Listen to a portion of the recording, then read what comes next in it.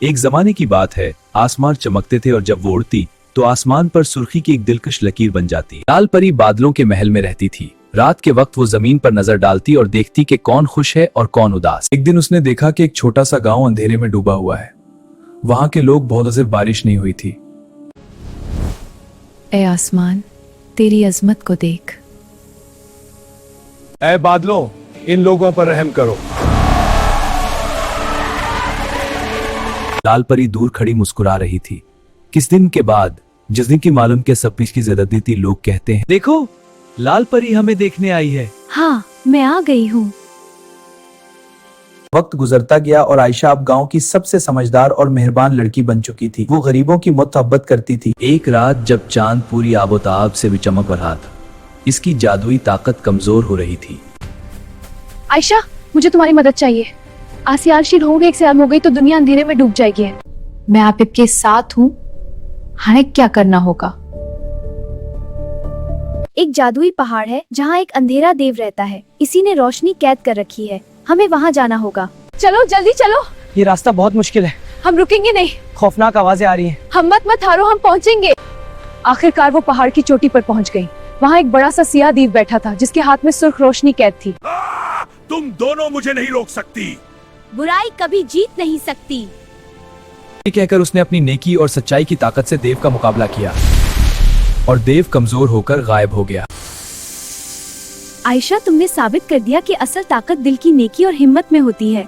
इस दिन के बाद हमारी दोस्ती और भी मजबूत हो गई। हाँ, और हम आसमान दोबारा रोशन हो चुका था और हर तरफ खुशी फैल गई थी। दिल भी जैसे कोई नई मुश्किल आने वाली हो। अब रोशनी हमेशा के लिए खत्म हो जाएगी। ये आवाज साया मलका की थी, जो अंधेरे देव की बहन थी। हम मिलकर हर मुश्किल का मुकाबला करेंगे। साया मलका को हराने के लिए हमें संघर्ष करना है।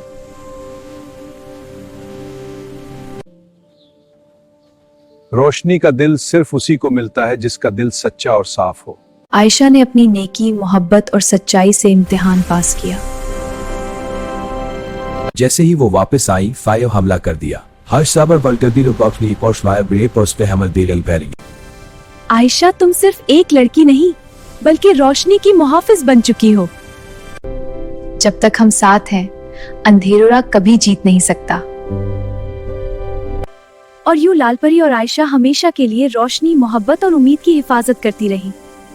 साया मलका की शिकस्त के बाद दुनिया पहले से ज्यादा रोशन और खूबसूरत हो गई थी। लोग खुश थे गावा पावा मोती की। मगर एक रात आसमान में एक अजीब सुनहरी दरार नमूदार हुई।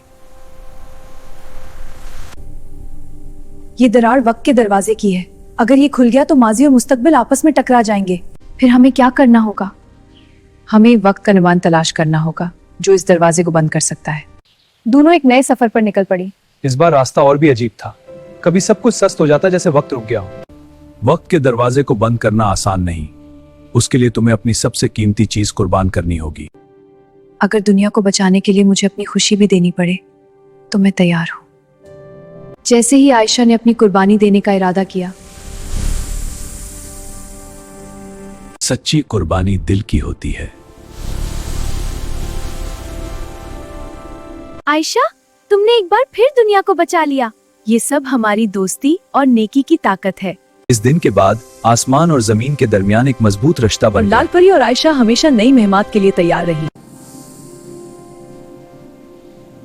हाँ, और हमारी दोस्ती हर मुश्किल से मजबूत हो चुकी है।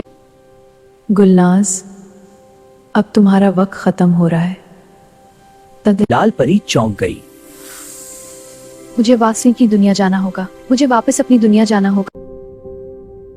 क्या हम फिर कभी मिलेंगे?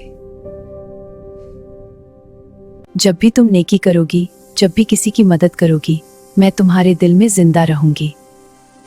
अगर ये दुनिया की भलाई के लिए है तो मैं आपको जाने दूंगी।